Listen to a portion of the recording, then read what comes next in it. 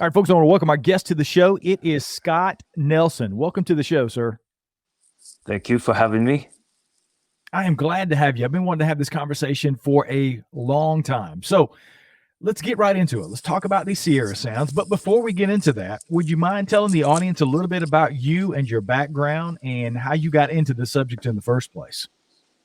I grew up in the Rocky Mountains, right next to the biggest Indian school west of the Mississippi, called the Intermountain Indian School in Brigham City, Utah. I grew up right there, so I heard stories. I just always thought it was story. Yeah, what? The mythological tales from the Indians, all my Indian friends. So I didn't put much stock into it. So I was never like a Bigfoot guy. But I got interested in languages early, which led me into the military. And so that's what I did all my life. We've talked about the Sierra sounds in the past. And the first thing that comes up when people start asking questions about you and your history with these things is, what is a crypto-linguist? So you went into the military and you became interested in those kind of things. Can you talk a little bit about what exactly a crypto-linguist is? I was a translator in Russian, Spanish, and Persian. And the main part of my job was collecting the sounds, collecting the language on tape, and then turning around from there and transcribing it, translating it into English, and then reporting about the activity that's going on. So it was all about interception, collection, translation, and analysis of the human voice on tape. So I did that for a whole career in the Navy. So when I got out of the Navy, I started teaching languages is what I did. And one afternoon, I stumbled on these sounds when I was trying to help my son do a middle school project. He needed to write a paper on any subject of his choice. So, okay, what do you want to write on? This was what, 2008. Really, for me, it was just getting used to the internet, right? And Google. And this is, what do you want to write it on? And he was 12 years old. So, of course, it was either Loch Ness Monster, UFOs, or Bigfoot. I said, okay, you decide which one. He goes, Bigfoot. So I said, okay, let's try this new thing. So we Googled Bigfoot, right? So a lot of stuff's coming up. And then he says, Dad, what do you think Bigfoots sound like? And I remembered some 1970s B-grade movie. And so I just let out ow. It sounds something like that. He goes, Dad, no, that's not what Bigfoots sound like. So I said, let's Google it. So I literally typed in Bigfoot's sounds. And up comes the BFRO, directly to Ron Morehead's Sierra sounds. So I listened to 3 seconds of that stuff, and I was amazed at what I was hearing. I could tell that there was more than one of them speaking a language back and forth to each other. And I could tell that within the first 3 or 4 seconds from hearing it for the first time. So I listened to the first couple of snippets of utterance on the BFRO there, and I went back and I played them again. And then I went again, and my Dad, what's that? I said, Stephen, you don't hear that. They're speaking a language. And he said, Dad, no, it sounds like a bunch of apes fighting.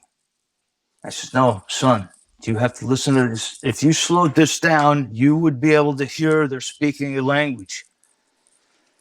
And so immediately I told Stephen, I said, we got to find whoever made these tapes, and we got to slow them down like Dad used to do in the Navy. And so after quite a bit of detective work and the help of a couple of good people at the BFRO, I was able to get put in touch with Ron, who, he'd been approached by every goofball and charlatan for 35 years. But after a phone call of about half an hour, he realized I was legitimate, And in 2 days, he had those 2 CDs in my mailbox. And from there, it's as you'll see, I'm going to demonstrate this transcription process of getting these sounds down on paper.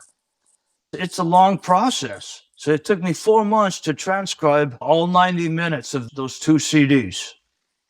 After I was done with that, I jumped in the car and took a trip to California to meet Ron and Alberry face to face. The first thing I asked them is, because in those 4 months while I was transcribing the original tapes, I also started reading any literature at all out there about them, because I was not a Bigfoot guy. And nowhere, not in all of the newest books, Science Meets Bigfoot, none of them had not even one mention that they might have a language. So the first question I asked when I got in front of Ron and Al, finally with a cold beer in my hand after a long trip, I says, why? I says, I can't be the first one that recognized that they were speaking a language. And Ron and Al looked at each other and looked back at me, and Ron goes, he says, Scott, we always knew. He says, at least I always knew. Ron was always the one that was really sure. Al was trying to be a skeptic forever. But Ron always knew that they were trying to speak to him and that they were speaking a language back and forth to each other. He said, you're the first guy to come along in 35 years that would back us up, saying that what me and Al always knew from the first moment we heard it. And all I could do, I said, yeah, you were right. So anyway, I need to always talk about the 3 things that I knew immediately from listening to those Sierra sounds. And I will back these 3 things up with listening to, with any argument from any skeptic that wants to sit down and listen to these sounds. But I knew immediately there were three things, okay, that this was not a human being. Not a human being like I am. It might be something very close to a human being. But I knew it wasn't a gorilla, because gorillas don't have the apparatus to make these sounds. So immediately I knew this was not a human being like what we like to call ourselves, right? It was speaking a language every bit as complex as any language I ever spoke. Okay. And by the way, the concept of a non-complex language is really a myth. There's really no such thing as a non-complex language. So any language is very complex, right? So that's nothing new. But they were using the same sounds, the same phonemes that human beings use. But what I could hear was the same apparatus that human beings have, only with a lung capacity like 4 times our size. Anyway, that's what got me involved. But Ron and Al, or at least Ron, always knew that these things were speaking in a language. There was 2 tapes, right? There was the 72 Alberry tape and then the 74 Ron Morehead tape. That's correct. What were the differences? Did you immediately see differences in the 2 that stuck out when you first heard them? One of the big differences is in Ron's tape. There are many places where it is obvious to me that those beings are trying to slow their language down purposely. Still incomprehensible to both Ron at the time, because Ron tries to mimic them. And I can only imagine the creatures, getting a kick out of it. Because it's not like the creatures are trying to mimic Ron. It's the other way around, right? So, but yeah, but I believe that in both of them, there's a male and a female. Now, in Ron's tape, we didn't hear the juvenile as much, but I heard both the male and the female on Ron's tape as well. And being where they are in the middle of frickin' nowhere, whatever's making those sounds is male and female. You have to imagine whatever they are, they're the only ones up there. So I have to assume that they're the same two, male and female. So I think I interrupted you. We're talking about the three things that you. Yes. The first thing is that they're not a human being. Okay. Second thing is they're speaking a language. Okay. Oh, and the third thing is that these tapes were not fake. They could not have been faked. And I had that from the very first impression of that. The very first time I heard them. And I didn't even have the whole tapes. I just had these little snippets. I said, no, that cannot be faked. I told Stephen. And once I got them, the more and more I listened to them, I knew that they weren't fake. Not having known that even before I got my hands on them, in 1984, I believe it was, close to that, Ron had them looked at by a Dr. Curlin, who was not a language guy, not a language specialist. He was a sound specialist. Dr. Curlin from the University of Wyoming, sound specialist, wrote a paper on them, saying that whatever these are, these were not faked. The tapes themselves were not fake and could not have been fake. But I knew that first time I heard them anyway. And in my mind, I'm thinking, I heard fake tapes. I worked the Russian target, my whole career. And so, again, those are the three things. And I can go on and on about why I'm sure now. And the more I studied them, the more I compounded evidence that agrees with what I'm saying. That's one of the things that's come up over and over when I've talked about the Sierra sounds. I've had Ron Morehead on the show a couple of times, and we've talked about the sounds ad nauseum. And that's one of the things that always comes up from skeptical people is that these could be faked. That's one of the questions that I had for Ron the last time around was that one of the questions from my audience members actually was the sounds on the tape. Sometimes these creatures sound like they're right next to the recording device. And I asked Ron that question. Yeah, I've heard that. And he was saying he really couldn't judge the distance, how far these things were away from the recording device because they couldn't see them when they were making these sounds. How have you addressed that as far as you breaking these tapes? The resonance. That's one of the qualities of language or of any utterance is resonance. And it basically boils down to the lung capacity and the ability of these creatures to make any sound they want. Way below what Dr. Curlin said, they were making sounds even below the ability of humans to hear, and also way above it. And in the Sierra sounds, we have sounds that are crescending toward the top of our hearing, and you don't hear them anymore. So there's evidence that they can go way beyond we're able to hear. And that was all decided way before I got involved. So let's talk about the process of once you got into these things. You said it took you 4 months to dig in and transcribe these things. Can you talk about a little bit about that for the audience and me, what that process was like for you and take us through that? That's why I wish I could show you on my thing here. You have to take a snippet about 1/2 of a second or a second long. You have to isolate it. You have to put it on a loop, right? You have to slow it down. You have to speed it up to where you think you can hear what are the actual phonemes that are being articulated.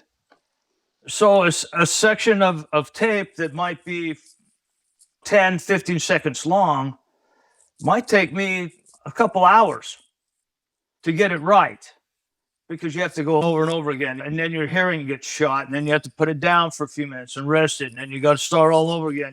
So we got 90 minutes of this stuff. And to get it right, that's why it took me 4 months to get it done the first time. And it needs to be done again. I have to do it again.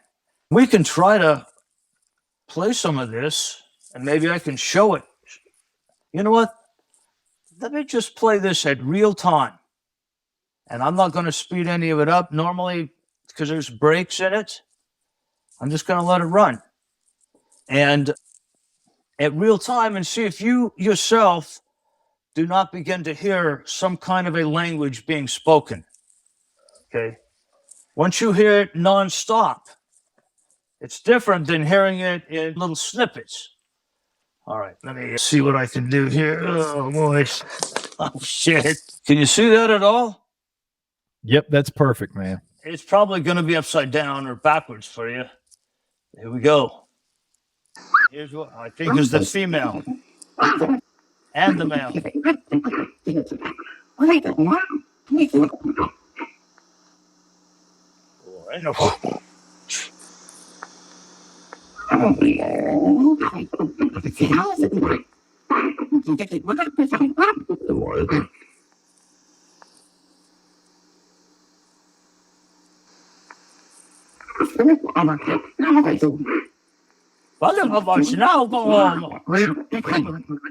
Now you can begin to hear the, I don't know if you can hear the cowboys in between. You can hear them talking.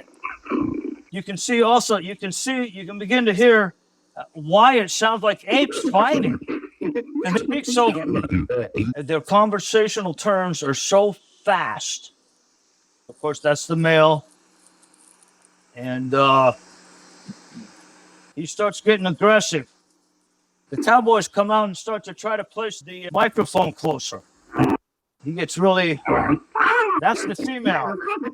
Vanano, Nuggy Bush. You're listening to a language. You can hear it. That might be the juvenile again. But you can begin to hear the difference between the male and the female. Let me get through some of this dead space here. And you can begin, here's the human. Come on, Piggy. Come on now. You can see how much smaller the human voice footprint is. Doesn't even hardly show up. Fast forwarding here through some of this. Okay, Piggy, dinner. So this was the guy that was elected to go down and try to tempt them back to the stone. This is them. This is the humans walking the microphone up closer to where the creatures are, and it pisses off the big male. You see here. Yeah. Right now? Yeah. He says, "Is that about right? Where the microphone? Where you heard that coming?" He said, "Yeah." So he lays the microphone down because the reason they did that is they didn't know that they were getting all of that. They didn't know that they had all of that taped already. There you go. That's them walking back, and now he gets pissed off, and he's built himself into a rage. He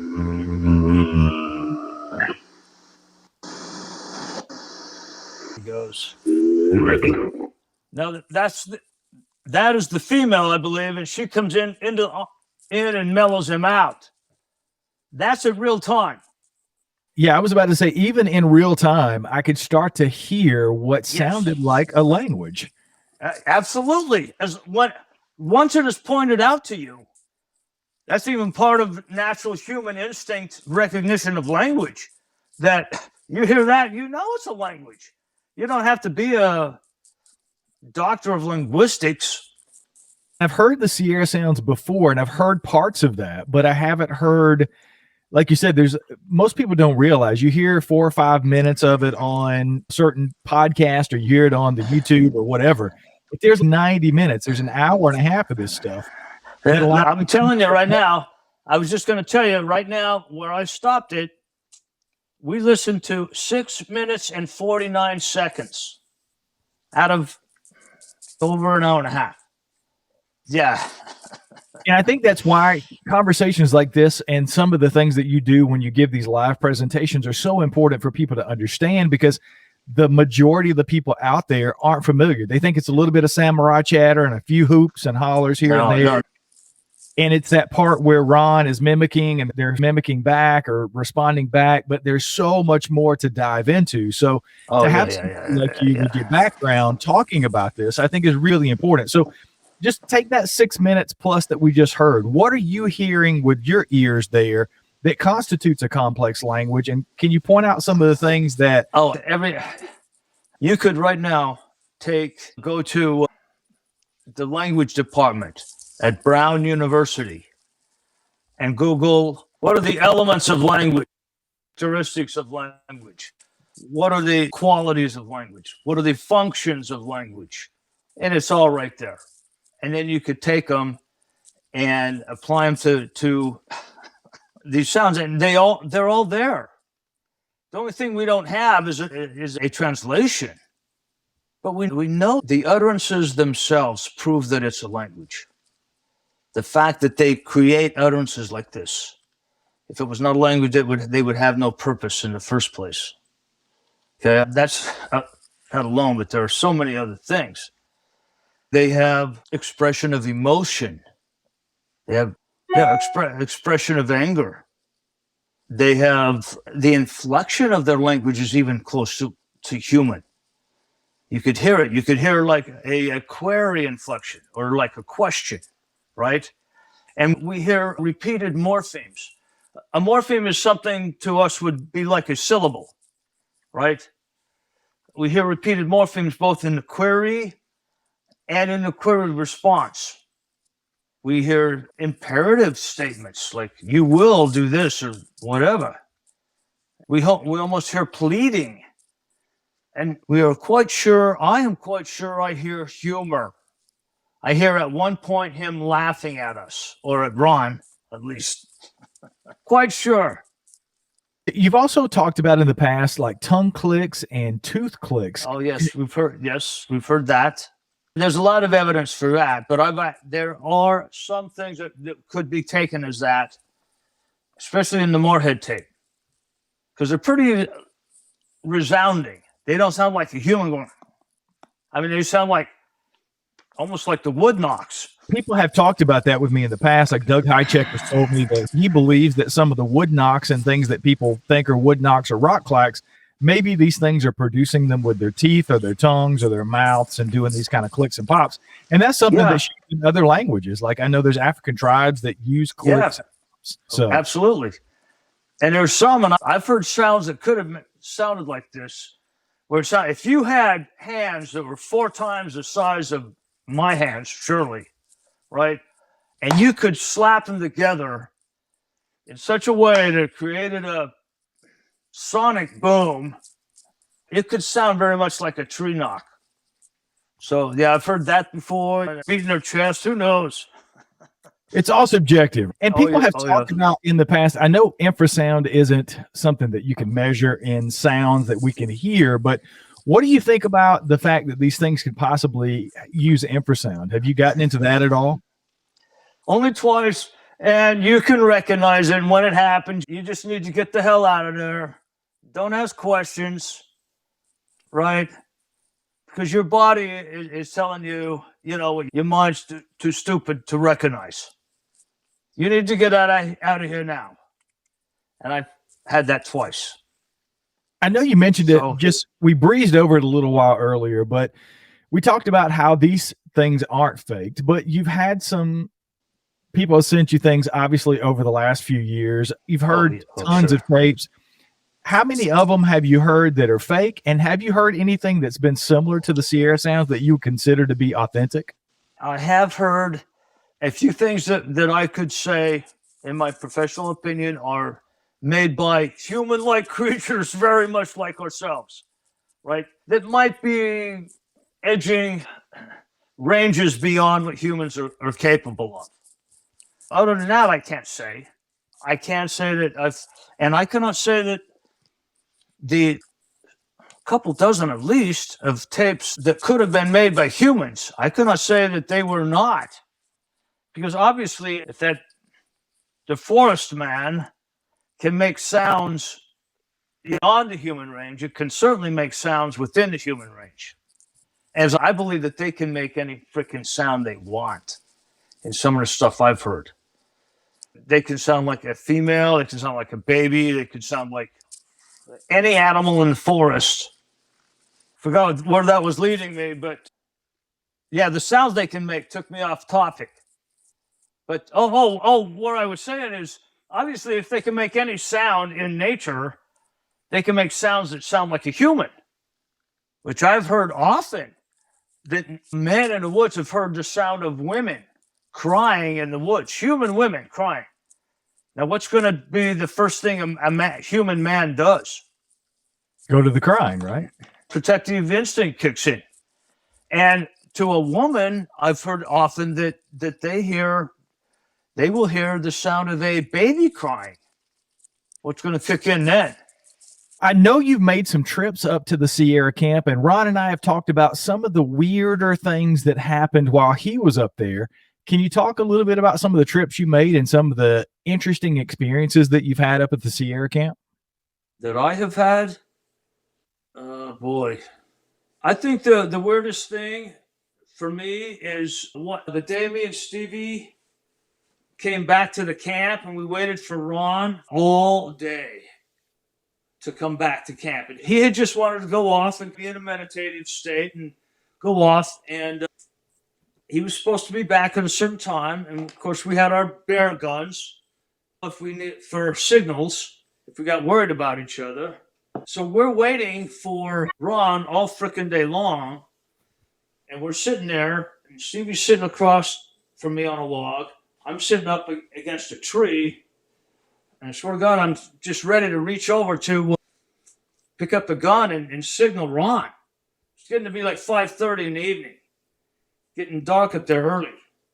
And we're sitting there, and all of a sudden, a rock comes flying over the berm beyond there. And we never did find the rock because it bounced off. It had to be this big. And it hit the tree directly behind me, up about 10, 15 feet. Okay, the tree I was behind, the tree I was leaning up against was about this big around. And we're worrying about Ron and stuff. And we had been out there singing songs and playing a bow and drum and chanting to them from the transcripts with their language and stuff like that. So we had been out there, me and Steven, being entertaining. So I don't know if that caused it or what, but Ron was gone. Steven and I was by ourselves. This huge rock or whatever smacked this tree and bounced off, I don't know how far away, because we never could find it after that, into the woods. And when that happened, I jumped up because I saw the look on my son's eyes, right?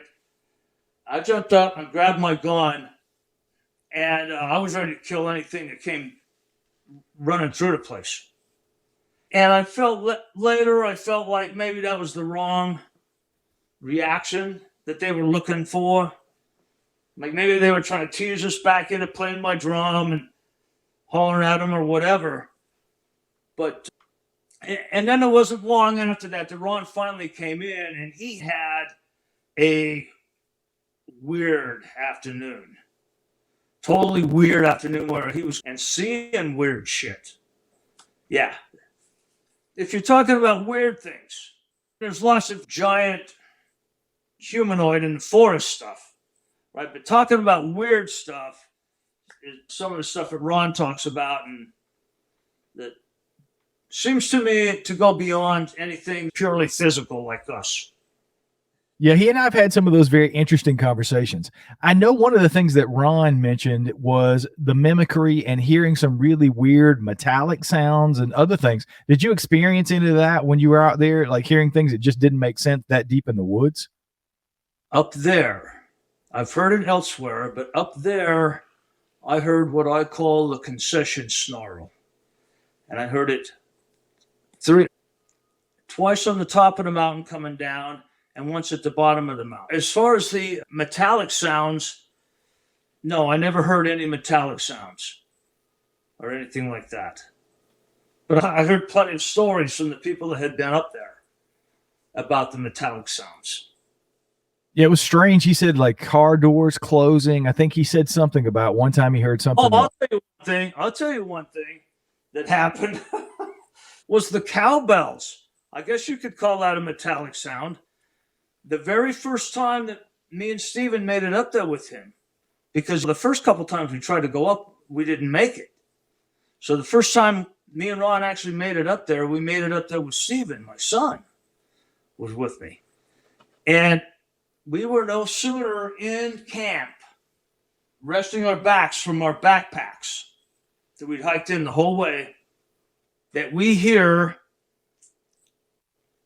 probably 40 yards directly towards where the sun was setting, we hear the sound of a cowbell, very loud.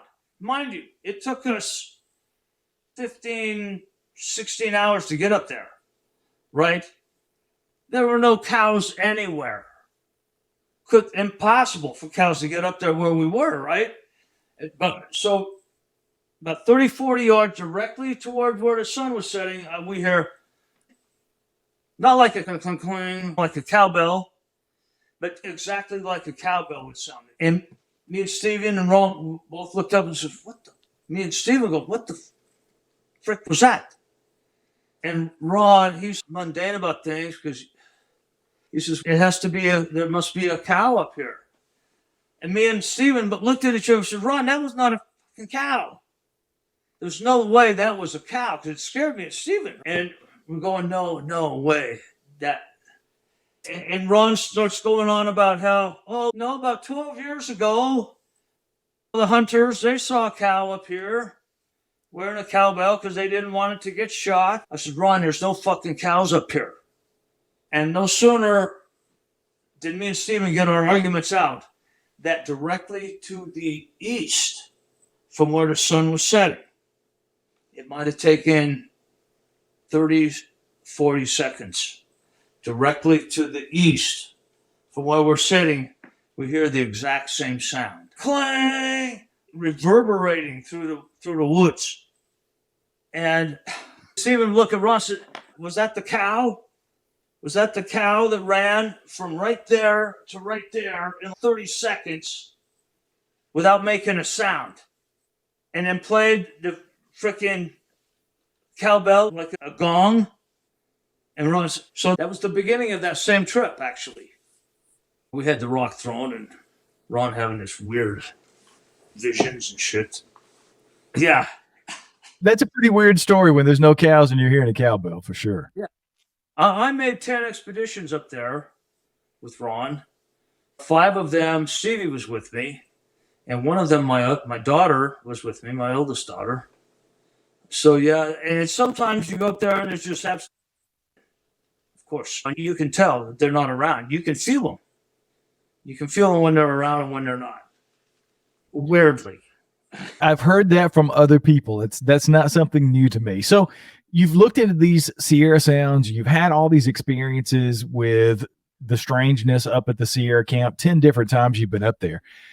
I know it's subjective, Scott, but for you, what's the final word? Do you believe that these things, because I'll be honest, I've never had a full-on experience. I've never seen one of these things. I've experienced things where I believe it might have been related to a Sasquatch.